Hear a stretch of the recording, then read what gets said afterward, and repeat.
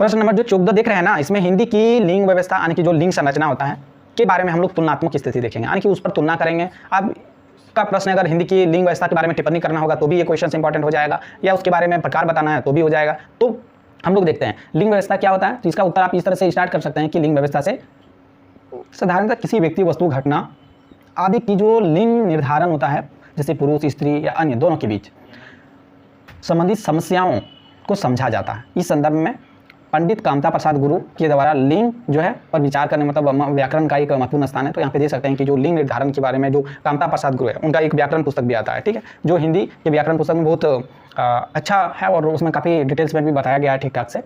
और यहाँ पे एक चीज़ मैंने जैसे बाद में थोड़ा सा बता दिया है कि जो संस्कृत का शब्द है उसी को लिंग क्या है, एक संस्कृत का शब्द है और इसका अर्थ होता है चिन्ह या निशान। मतलब लिंग मतलब निशान हो गया या चिन्ह, ठीक है। और संज्ञा के जिस रूप से किसी भी व्यक्ति के, पर्सन के लिंग का पता चले तो वही हो गया आपका जाके लिंग हो गया नॉर्मली, ठीक है। तो आप यहाँ पे देख रहे हो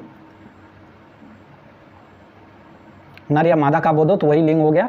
और लिंग की तुलनात्मक स्थिति, तो तुलनात्मक स्थिति के बारे में चूंकि यहाँ पे थोड़ा सा मैंने देख लिया है, तो अगर आपका तुलनात्मक नहीं पूछता है तो ये चीज़ आप छोड़ सकते हो। बाकी यहाँ पे जैसे लिंग व्यवस्था के प्रकार है तो वहाँ भी हम लोग देख लेंगे। वहाँ पे लिंग व्यवस्था की तुलनात्मक स्थिति मतलब विभिन्न भाषा में क्या है लिंग की कहानी, तो वो चीज़ मैंने देख लेता हूँ। संस्कृत और गुजराती और मराठी ये तीनों में लगभग लिंग व्यवस्था एक जैसी है, और हिंदी, सिंधी, पंजाबी, बांग्ला, ओडिया, असमिया, मैथिली, अंग्रेजी इसमें एक है। तो आप याद रखो ना, संस्कृत, गुजराती, मराठी ये तीनों में एक जैसी है, उसके अलावा जितने हैं वो हिंदी जैसा है, ठीक है। तो आप देखोगे कि जो संस्कृत में लिंग 3 प्रकार बताया गया, एक स्त्रीलिंग, एक पुल्लिंग, एक नपुंसकलिंग।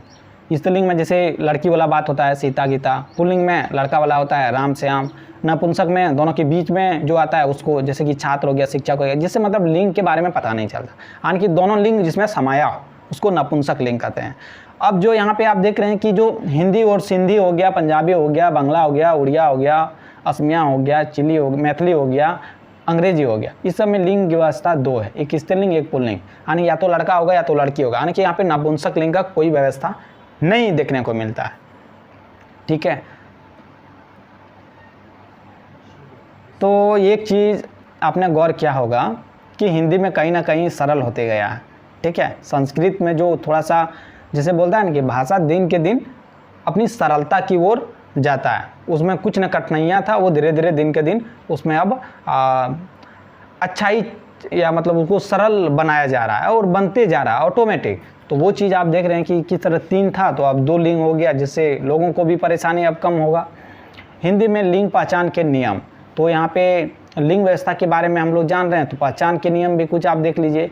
कामता प्रसाद जो गुरु जी हैं उन्होंने वह अपने व्याकरण में काफ़ी सारे नियम बताए हैं, तो उसमें आप देख सकते हैं कि तत्सम शब्दों का लिंग निर्धारण, तद्भव शब्दों का निर्धारण, अंग्रेजी शब्दों का लिंग निर्धारण, उर्दू फारसी शब्दों का लिंग निर्धारण और प्राणीवाचक मतलब जो भी पर्सन है जीवित है वो सब, और एक अप्राणी मतलब निर्जीव वाला चीज़ों के लिंग निर्धारण।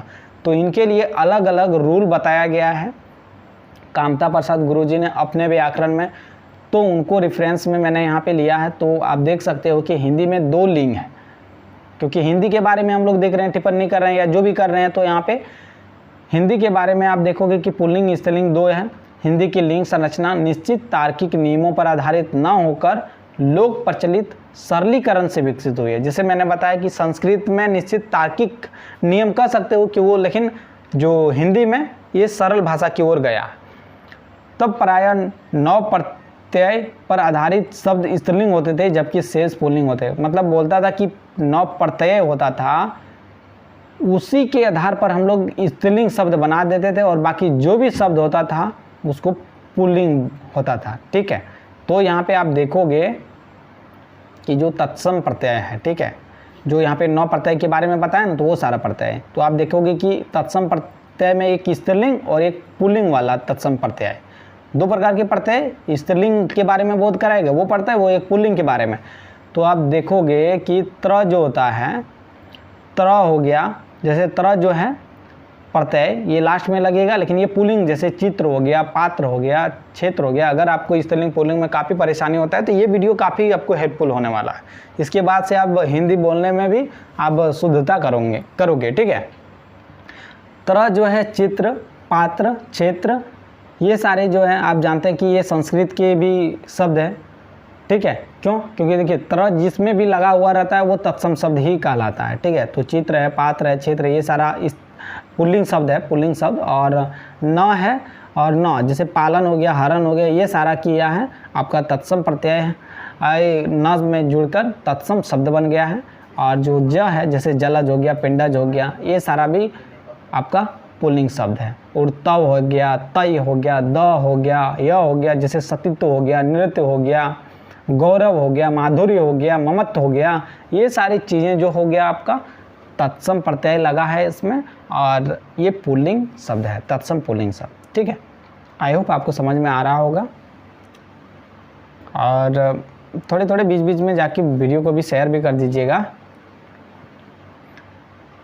यहाँ पे जो आप स्त्रीलिंग प्रत्यय देख रहे हैं ना, तत्सम स्त्रीलिंग प्रत्यय, मतलब जो भी तत्सम स्त्रीलिंग प्रत्यय है वो तत्सम शब्दों में लगेगा, है ना। तो आप देखोगे कि आ जो है ये जैसे दया, ये क्या है, तत्सम स्त्रीलिंग शब्द है। दया, माया, कृपा, क्षमा, मतलब खास करके आप देखोगे जो भी शब्द है जिसमें लास्ट में आ लगाएगा तो वो आकारांत रहेगा, वो चीज़ क्या हो जाता है, वो तत्सम प्रत्यय जुड़ के तत्सम शब्द बन जाता है, वो स्त्रीलिंग। ना जो है प्रार्थना, प्रस्तावना, घटना, रचना, ये सारे क्या है, स्त्रीलिंग है। जैसे उ, वायु, ये चीज़ आपको जानने में थोड़ा सा डिफिकल्ट होता है कई बार कि ये स्त्रीलिंग है या पुल्लिंग है।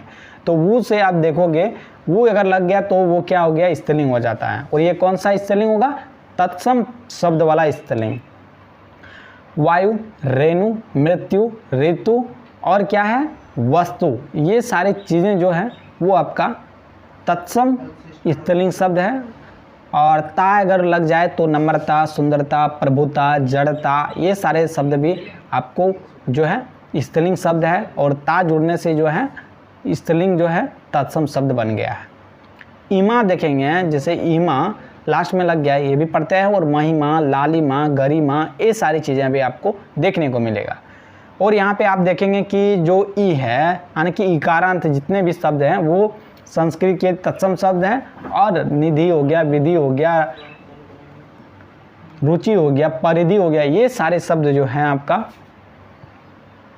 स्त्रीलिंग तत्सम प्रत्यय निर्मित स्त्रीलिंग तत्सम शब्द है। ठीक है, अब यहाँ पे एक तद्भव शब्द भी होता है ना, तो तद्भव प्रत्यय वाला क्या है, तो देखेंगे कि स्त्रीलिंग और पुल्लिंग दोनों तरफ दिया गया है, तो आप दोनों देख सकते हो। देखिए हालांकि एक एग्जाम में तो इतना इस तरह से नहीं लिख सकते हो आप, जस्ट वहाँ पे तत्सम और तद्भव का जैसे कि दो यहाँ पे किया है, ये थोड़ा सा नोट टाइप में मैंने लिखने का प्रयास किया है ताकि कुछ फैक्चुअल चीज़ भी आपको बढ़िया से बढ़िया मिल जाए यहाँ पे। बाकी एग्जाम में तो हूबहू आप इस तरह नहीं लिखना है, जैसे कि यहाँ पे तत्सम हो गया, इसका दो टाइप है, इधर जैसे इस तरह से कर सकता है, एक तरफ तत्सम, एक तरफ स्त्रीलिंग, और इसके बारे में एक एक करके तुलनात्मक आप कर सकते हो, क्योंकि ये तुलनात्मक भी यहाँ पे अध्ययन हो रहा है ना। आप देखेंगे कि जो तत्सम शब्द है उसमें देखेंगे कि ये कौन कौन से प्रत्यय है मुख्यतः। स्त्रीलिंग वाला में देखेंगे या है, त है, हर्षहु, देखिए वहाँ पे था हर्षहु, तो वो क्या स्त्रीलिंग कर रहा था, तो दुर्गहु भी स्त्रीलिंग ही कर रहा है। और जो अंग जो होता है ना, जैसे चंद्रबिंदु वाला, वो भी स, न, अ, ट, वट लास्ट में रहेगा, ये सारा प्रत्यय जो है स्त्री के लिए होता है। इसके अलावा जो है यहाँ पे ख है, हट है, जैसे गुड़िया हो गया, रात हो गया, झाड़ू हो गया, सरसों हो गया। तो आप देख रहे हैं कि ये सारे शब्द जो है स्त्रीलिंग है। तो देखिए स्त्रीलिंग और ये सारे चीज़ें को कुछ आप थोड़ा सा गौर कीजिए कि कौन सा प्रत्यय है, क्योंकि प्रत्यय अगर बढ़िया से थोड़ा बहुत अगर दिमाग में रहेगा तो आप जो भी चीज़ें अगर बोलते हो उस समय स्त्रीलिंग और पुल्लिंग के बारे में आपको मैं डेफिनेटली बोल सकता हूँ कि आपको दिक्कत नहीं आएगी। ठीक है, तो यहाँ पे झाड़ू, सरसों, खड़ऊ, मिठास, मिठास जो देखिए, मिठास देखने में तो लगता है क्या है, मिठास जो है कि मतलब आपको लगता है कि ये पुल्लिंग होना चाहिए, लेकिन ये स्त्रीलिंग है। सांस है, सांस जैसे हमारी सांस, उलझन, लूट, समझ, हमारी समझ, चमक, सजावट, जैसे आसपास की सजावट, ईख, कोख, जैसे उसकी कोख उजड़ गई, उसकी कोख भर आई, गोद भर गई, इस तरह से बोलते हैं ना, ताज़ा ईख। अपवाद में देखेंगे कि जो कुछ होता है पुल्लिंग, जैसे मतलब देखेंगे पुल्लिंग होता है, जैसे दांत हो गया, जैसे यहाँ पे मैंने बताया कि त प्रत्यय अगर जुड़ा हुआ है तो वो आपका स्त्रीलिंग होगा। लेकिन आप देखेंगे कि जो त है, जैसे दांत है, वो क्या है, आपको कुछ अपवाद वाला भी याद रखना पड़ेगा। ये क्या है, इसको हम लोग क्या कहते हैं, इसको हम लोग कहते हैं पुल्लिंग। दांत हो गया, भात हो गया, आंसू हो गया, आंसू क्या है, टेयर जो होता है वो पुल्लिंग होता है। गेहूँ हो गया, निकास हो गया, चलन हो गया, नाच हो गया, ये सारे जो है पुल्लिंग है। ठीक है, अब यहाँ पे जो तद्भव जो प्रत्यय है उसमें पुल्लिंग वाला आप देख लेंगे कि जो भी आप देखेगा जिस भी वर्ड के लास्ट में ना, आ, पन, वा, ये सारे जो आप देखोगे तो वो चीज़ आपका पुल्लिंग तद्भव शब्द कहलाएगा। जैसे आप देख रहे हो कि यहाँ पे आना हो गया, बहाव हो गया, बड़प्पन हो गया, बुढ़प्पा हो गया। इसके अलावा अपवाद में देखेंगे कि जो उड़ान होता है, जैसे मेरी उड़ान, उसकी उड़ान कहाँ तक है, चट्टान, ठीक है। तो ये जो देखेंगे कि ये सारा स्त्रीलिंग होता है, ठीक है। अब उर्दू फारसी में देखेंगे कि उर्दू फारसी शब्द जो है, उर्दू फारसी में भी पुल्लिंग और स्त्रीलिंग के बारे में कुछ वर्ड दिया हुआ है, प्रत्यय दिया हुआ है। तो देखिए प्रत्यय से ही मुख्यतः बनता है। हालांकि आप देखें कि संस्कृत में लगभग 9 ही प्रत्यय के बारे में बताया था जिसे स्त्रीलिंग बनाया जाता था, बाकी ईजी हो जाता था। लेकिन यहाँ पे आप देख रहे हो कि हिंदी में काफ़ी सारा प्रत्यय है जो आपको पढ़ना पड़ रहा है। हालांकि इन सारी चीज़ों को जब भी आप प्रैक्टिकल यूज करने लगते हो तो धीरे धीरे आपको हिंदी भी है जो शुद्धता से आप प्रयोग कर पाते हैं। तो यहाँ पे स्त्रीलिंग में आप जो भी देख रहे हैं कि जो उर्दू फारसी की प्रत्यय है, तो ई, स, त, अ, देखिए इससे आपको जस्ट स्त्रीलिंग पुल्लिंग में अंतर करने में आसानी नहीं मिलेगा, बल्कि आपको कौन सा शब्द है इसके बारे में भी आसानी मिल जाएगा। जैसे कुछ एग्जाम होता है जैसे ट्रांसलेटर का हो गया, जिसमें ऑब्जेक्टिव हिंदी का क्वेश्चन ही क्वालिफाइंग के लिए पूछा जाता है, जैसे पीसीएस में भी पूछा जाता है, या यूपीएससी का जो भी एक पेपर होता है उसमें क्वालिफाइंग के लिए पूछा जाता है। उसमें भी आपको रहता है कि ये शब्द स्त्रीलिंग है या पुल्लिंग है, ये शब्द में कौन सा प्रत्यय जुड़ा हुआ है, या ये शब्द कहाँ से लिया गया है, उर्दू का है या तत्सम से है या तद्भव से है। इस तरह का शब्द पहचानने में भी आपको इन प्रत्ययों और उपसर्गों की सहायता से हम लोग पहचान लेते हैं कि ये कौन सा शब्द है या कहाँ से लिया गया है, ठीक है। आई होप मैं जो भी बता रहा हूँ आपको समझ में आ रहा है। समझ में आ रहा है तो कमेंट बॉक्स में करके बताइएगा आपको वीडियो कैसा लग रहा है, ठीक है। तो यहाँ पे आप देख रहे हैं कि जो उर्दू फारसी का जो प्रत्यय है उसमें जो स्त्रीलिंग है ना, तो स्त्रीलिंग में आप देख रहे हैं कि ई, स, त, अ, ह, ये सारा प्रत्यय जहाँ भी आपको लगा हुआ देखेगा जिन वर्ड में, वो क्या होता है, वो उर्दू फारसी के प्रत्यय है, यानी कि उर्दू फारसी शब्द है, ठीक है। और वो खास करके स्त्रीलिंग है। तो जैसे गरीबी, जैसे बोलता है ना, वो उसकी गरीबी उसको खा रही है। तैयारी, मेरी तैयारी कहाँ तक हुआ है। कोशिश, मेरी कोशिश जारी है। अदालत, हमारी अदालत, उसकी अदालत में पेशगी होगी। कीमत, इस पुस्तक की क्या कीमत है। इस तरह से आप देखते हैं जैसे कि मेरी कीमत लगाओगे। मुलाकात, मेरी उससे मुलाकात। इस तरह से आप देखेंगे कि दुनिया, हमारी दुनिया। संज्ञा,